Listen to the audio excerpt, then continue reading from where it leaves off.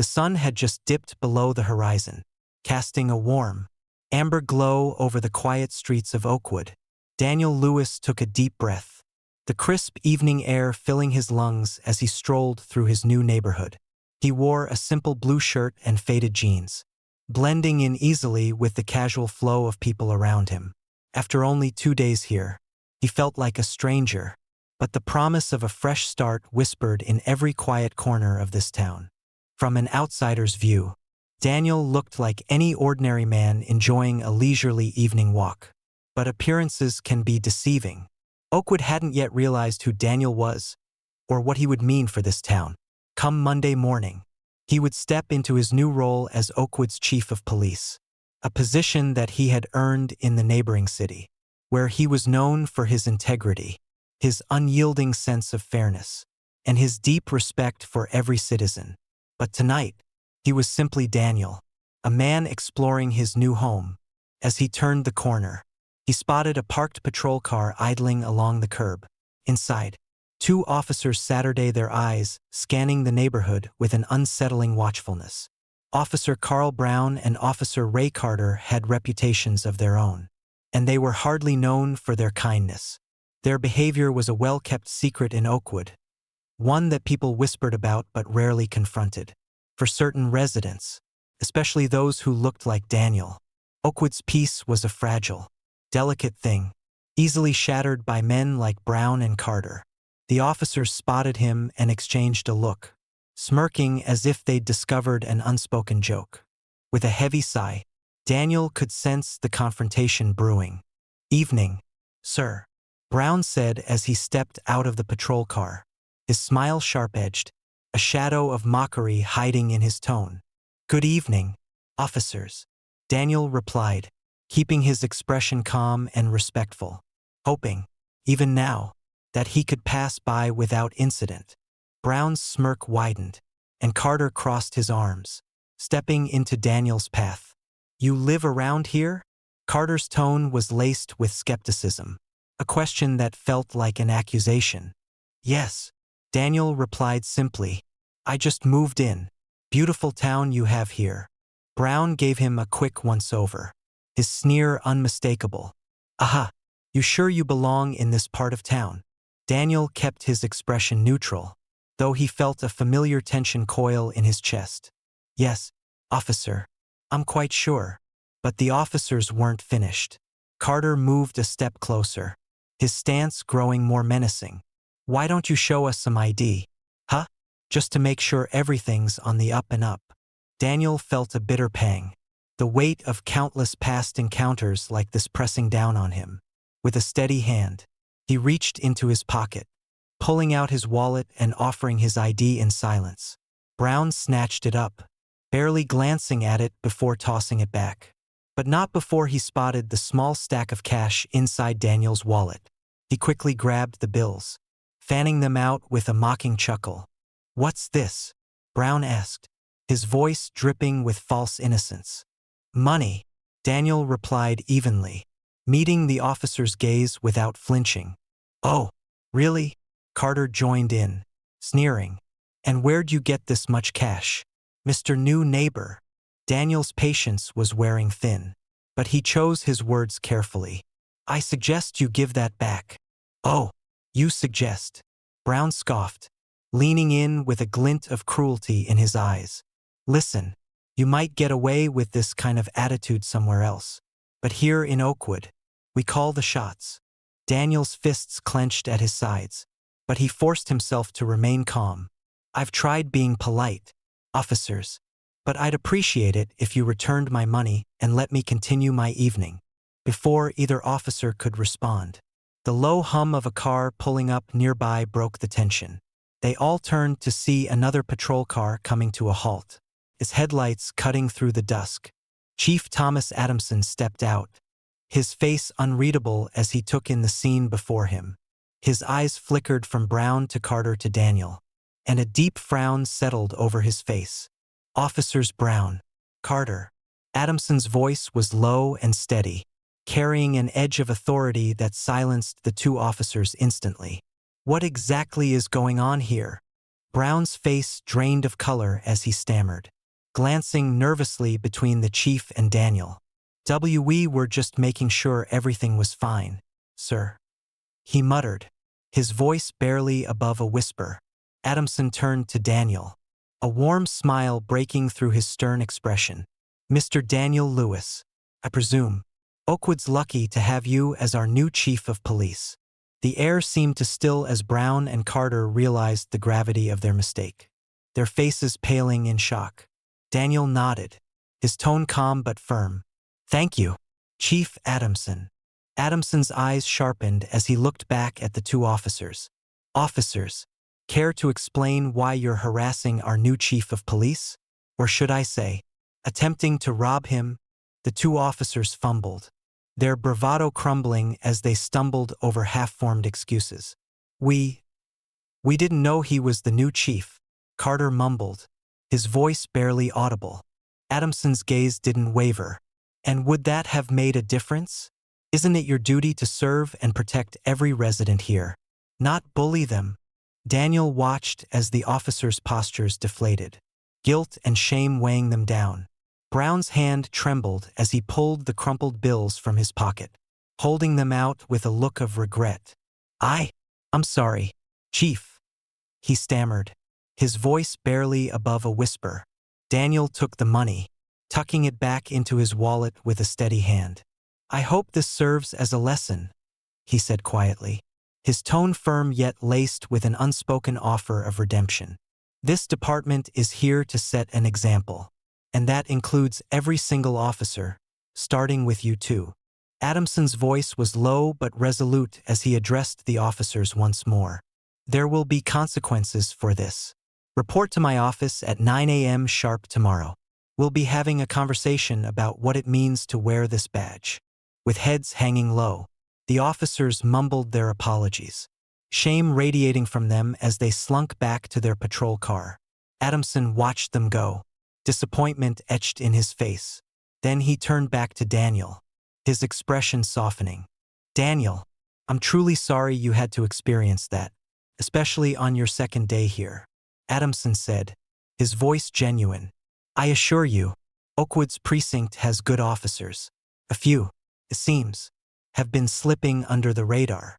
Daniel nodded, gratitude mingling with resolve. "Thank you, Chief. Every department has its challenges. I'm here to help make a positive change." Adamson nodded approvingly, a faint smile breaking through his stern demeanor. "I know you will, and for what it's worth, you handled that better than most would have. They'll think twice before trying anything like that again." As they shook hands, Daniel felt a renewed sense of purpose settling within him. He wasn't here just to wear a badge. He was here to build respect, not just for himself, but for every resident in Oakwood who had felt the sting of what he'd experienced tonight. As he walked back to his new home, a quiet resolve followed him. Change was coming to Oakwood, and Daniel Lewis was ready to lead the way. Monday morning dawned over Oakwood, bringing a fresh tension to the air. Inside the precinct, whispers floated from desk to desk, like a secret too juicy to keep but too dangerous to discuss openly. The events of Friday night had spread like wildfire, and everyone seemed to know what had happened to Officers Brown and Carter. Most of them didn't dare look Daniel's way as he arrived, but he could feel their curiosity, their guilt, and maybe even a hint of shame. For Brown and Carter, however, the weight of their actions hung heavier than anything they'd felt in their careers. The reckoning they knew was coming had arrived. At precisely 9 a.m., they stood outside Chief Adamson's office, shoulders hunched, faces tense. When they walked into the small, sterile meeting room, Daniel was already seated, his calm gaze fixed on them. Chief Adamson sat beside him, his expression unreadable, hands folded in front of him. The silence in the room felt thick, like a fog of their own making. Officers Brown, Carter. Chief Adamson's voice broke the stillness, his tone cool and steady. "Take a seat." They obeyed, sitting down opposite their superiors, looking down at the table, avoiding eye contact. Daniel's expression remained calm, but his eyes held a quiet resolve that neither officer could ignore. Your actions on Friday night were unacceptable by any standard, Adamson began, his voice unwavering. Oakwood's police department has a duty to its citizens, a duty that you failed to uphold. Not only did you disrespect a fellow officer, but you tarnished the trust this community has in us. This goes beyond your treatment of Chief Lewis. It's about the very oath you swore to serve and protect. The two officers shifted uncomfortably, guilt pulling at them, but Brown attempted to speak. Chief, we honestly didn't know who he was. Adamson's gaze turned icy. Does it matter who he was? What you did was wrong. Plain and simple. Our duty is to show respect to every single resident in Oakwood. No exceptions. Your actions embarrassed this department and eroded the trust of the people we serve.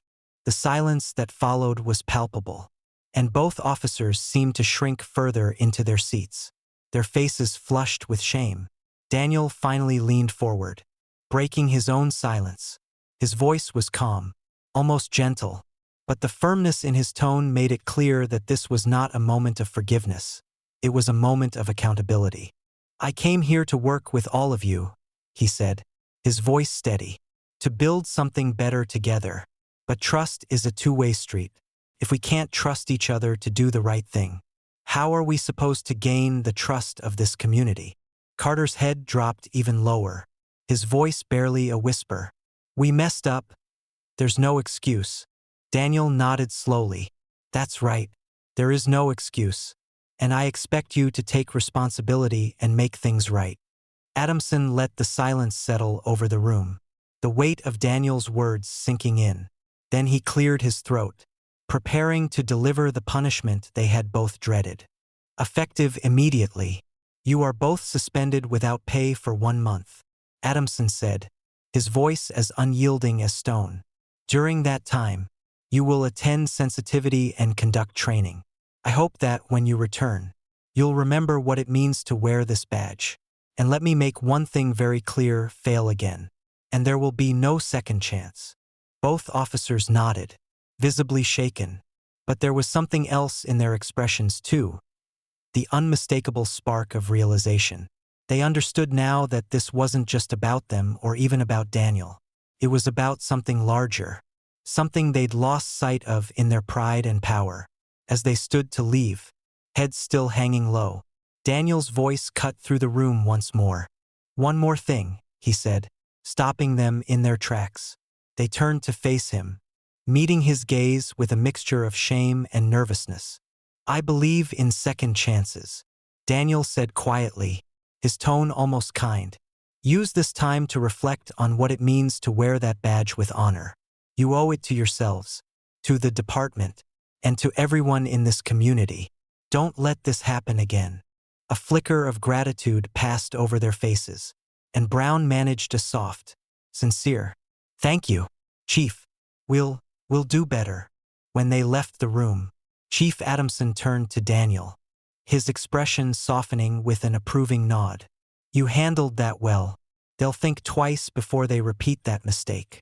Daniel allowed himself a small smile, though his thoughts were still heavy with the responsibility he'd taken on. I hope so, Chief. This department needs to be better. This town deserves better. Adamson nodded in agreement, a hint of respect in his gaze. And with you here, I believe that's exactly what will happen. As Daniel left the precinct later that day, he felt a mixture of resolve and hope. The days ahead would not be easy, but he was ready to lead. He knew that for Oakwood to change, it needed more than just rules or discipline. It needed respect, accountability, and a culture of integrity. And for that, he was willing to fight, not just for himself but for every resident in Oakwood who deserved to feel safe and respected. The reckoning had begun, but it was only the first step in a journey that would reshape the Oakwood Police Department, one act of integrity at a time. The following weeks brought a quiet yet profound shift to the Oakwood Police Department, like the first hint of dawn breaking over a darkened horizon. It wasn't sudden or obvious, but it was there, felt in every conversation, every shared glance. Under Chief Daniel Lewis's steady leadership, the precinct's culture began to transform in ways that even the most skeptical officers couldn't ignore. Officers Brown and Carter returned to work after their suspension, looking noticeably humbled. Their shoulders no longer carried the arrogant slant of authority they once wielded so freely. Their eyes no longer flashed with easy dismissiveness. Instead, they met the gazes of their fellow officers with a quiet humility, a wordless acknowledgement of their error and a determination to do better. The changes in them were small at first. Brown's voice softened when he spoke to residents, and Carter's once haughty gaze now held a flicker of genuine curiosity when listening to citizens' concerns. Daniel watched them closely, noticing these subtle shifts, the tiny signs of growth. He knew that real change rarely happened overnight, but he could sense their resolve. And for now, that was enough. Around the precinct, word of the Friday night incident continued to ripple. A story that grew and shifted in the retelling but always circled back to one truth. Chief Lewis was different. He wasn't here to accept the status quo. He demanded more from his officers, from the community, and from himself. And soon enough, his example began to inspire others. Officer Elena Rodriguez, one of the precinct's longest-serving members, was the first to speak up. One afternoon, she approached Daniel with a quiet, respectful determination. "Chief," she began, her voice firm, "I've been here for years, and I've seen things I'm not proud of. But you're doing something here, and I want to be part of it." Daniel offered her a small, encouraging smile. "Thank you, Officer Rodriguez. Change doesn't happen alone. I need good officers like you by my side." With her support, a small coalition within the department started to form. A handful of officers willing to step up and embrace the vision Daniel was creating. They called it the Integrity Initiative, a commitment to hold each other accountable, to be the example they wished to see in Oakwood. What had started as whispers and uneasy glances had now grown into an unspoken agreement, a quiet rebellion against the ways of the past. Brown and Carter, to Daniel's quiet pride, joined this initiative. They volunteered for extra shifts, particularly in neighborhoods they once patrolled with unchecked authority, hoping to mend the rift they had caused. Brown, once quick to judge, now made an effort to connect with the residents, to listen instead of ordering, to understand instead of assuming. Carter, too, began offering his support in cases he'd once dismissed as unimportant. Recognizing that each citizen's concern mattered, the town noticed. Residents of Oakwood began to talk about how they felt safer, not just from crime but from the very officers tasked with protecting them. Rumors of a new Oakwood began to spread, whispers of a department that respected its citizens, that upheld the values it claimed to stand for. Slowly, the residents' guarded gazes softened when they saw an officer approach. Trust was rebuilding, fragile but undeniable, like the first green shoots after a harsh winter. Daniel's impact extended beyond the department walls. At community meetings, he listened as residents voiced long-held frustrations and fears, assuring them that they finally had a voice. He spoke at town halls, where he shared his vision for Oakwood, a community bound by trust, not fear. His words were firm yet compassionate, promising change and following through, one decision at a time. But it wasn't always easy. Not everyone welcomed the new culture with open arms. A few officers resisted, clinging to their old ways, their pride bruised by the new standard of accountability. Daniel faced them with patience, but he made it clear that disrespect and complacency had no place in his department. He encouraged them to join the Integrity Initiative, yet he warned them that continued disregard would lead to consequences. Change, he knew, was never comfortable. As weeks turned into months, Daniel's influence began to reach the heart of Oakwood. The town that once seemed suspicious and closed off now buzzed with a new energy. Small businesses began to flourish, and families no longer avoided certain streets out of fear. Children played in parks without glancing over their shoulders. and the elderly residents took their evening walks with a newfound sense of security. The real test came one night when a call came in, a domestic disturbance on the town's edge. Daniel himself joined the response, arriving to find Brown and Carter already on the scene, handling the situation with professionalism and care. Brown spoke to the shaken family with a gentle respect that Daniel hadn't seen before, his words soothing instead of scaring, his demeanor calm. Carter moved with a careful attentiveness, keeping his voice low, respectful. Watching them, Daniel felt a quiet satisfaction settle over him. Here they were, not perfect, but changed, shaped by the hard lessons of humility and integrity. And they weren't alone. Other officers from the Integrity Initiative had gathered, supporting each other, embodying the values Daniel had worked tirelessly to instill. As the night ended, Brown approached him, a hint of pride in his voice. "Chief, I just wanted to say, thank you for not giving up on us." Daniel looked at him, his gaze steady, warm. "We're all in this together, Officer Brown. The work isn't finished, but it's worth it. Oakwood is worth it." The two men shook hands, a gesture filled with understanding, respect, and a shared commitment to the future. Oakwood was not yet perfect, but it was changing, and under Daniel's watch, it would continue to grow, driven by the quiet courage of those who had chosen integrity over indifference, respect over fear. In the end, justice in Oakwood was more than just a badge. It was a promise, a pledge renewed with every interaction, every choice to do better. And as Daniel walked back through the precinct that night, the quiet satisfaction in his heart told him that Oakwood's journey toward justice had only just begun.